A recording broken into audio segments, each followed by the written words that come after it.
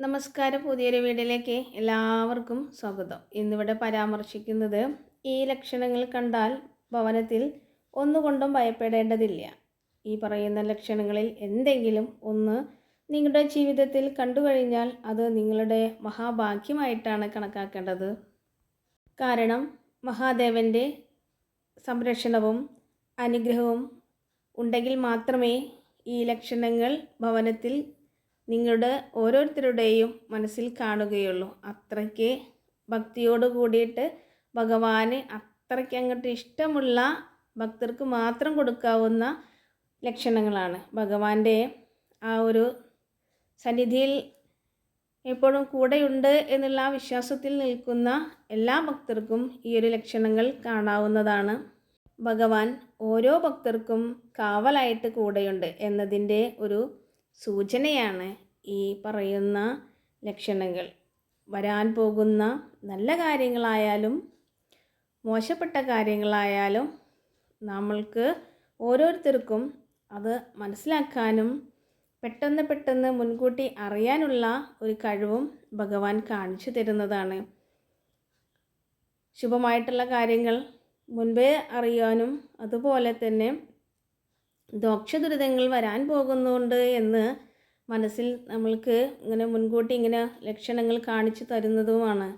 ചിന്തിക്കുന്ന കാര്യങ്ങൾ പെട്ടെന്ന് നടക്കുന്നതും നിശേഷം അത് എത്രയും പെട്ടെന്ന് സാധ്യമാകുന്നതും ഭഗവാന്റെ ഒരു കാരുണ്യം കൊണ്ടാണ്.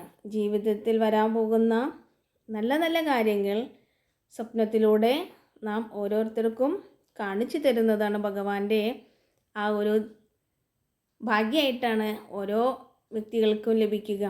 അത്രയേറെ ശ്രേഷ്ഠമായിട്ടുള്ള ഭക്തർക്ക് മാത്രം ലഭിക്കാവുന്ന ഒരു ലക്ഷണമാണ്.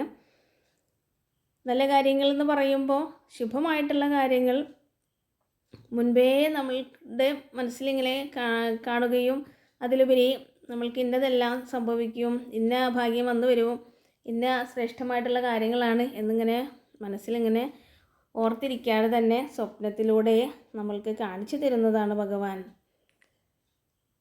നിങ്ങൾ പറയുന്ന ഓരോ കാര്യങ്ങളും നിങ്ങൾ എന്ത് തന്നെയാണോ ആഗ്രഹിക്കുന്നത് അത് എത്ര മുടങ്ങിയ കാര്യമാണെങ്കിലും എത്ര ബുദ്ധിമുട്ടുള്ള കാര്യമാണെങ്കിലും ഒരു തടസ്സവും കൂടാണ്ട് എത്രയും പെട്ടെന്ന് എല്ലാ കാര്യങ്ങളും നടക്കുകയും അതിവേഗത്തിൽ ഒരു തടസ്സവും കൂടാതെ പ്രതീക്ഷിക്കുന്നതിലും സ്പീഡിലായിട്ട് അത്രയേറെ സന്തോഷത്തോട് കൂടിയിട്ട് എല്ലാ കാര്യങ്ങളും പെട്ടെന്ന് ഓരോന്നായിട്ട് ഭാഗ്യമായിട്ട് അനുഭവിക്കാനുള്ള ഭാഗ്യം ഉണ്ടാവുകയും അതുപോലെ ഈ ആഗ്രഹിക്കുന്ന കാര്യങ്ങൾ ശ്രേഷ്ഠമായിട്ടും ഭവനത്തിൽ വന്നു ചേരുകയും എല്ലാ പ്രയാസങ്ങളും പ്രശ്നങ്ങളും തരണം ചെയ്യാനും അതിൽ നിന്നെല്ലാം രക്ഷ നേടാനും ഭഗവാൻ ഒരു വഴി കാണിച്ചു തരുന്നതുമാണ്. ഏതു തരം പ്രശ്നങ്ങളായാലും ഏതു തരം സാഹചര്യങ്ങളിൽ തരണം ചെയ്യുന്ന അവസരങ്ങളിൽ നിന്നും ഒരു നിഴലായിട്ട് ഒരു വഴികാട്ടിയായിട്ട് ഒരു നിമിത്തമായിട്ട് ഭഗവാന്റെ ആ ഒരു വഴി തെളിയുന്നതായിട്ടാണ് എല്ലാ ഭക്തർക്കും കാണിക്കാവുന്ന ഏറ്റവും മഹത്തായ ഒരു പുണ്യമായിട്ടാണ് ഭഗവാന്റെ ആ ഒരു ശക്തി എന്ന് പറയുന്നത്.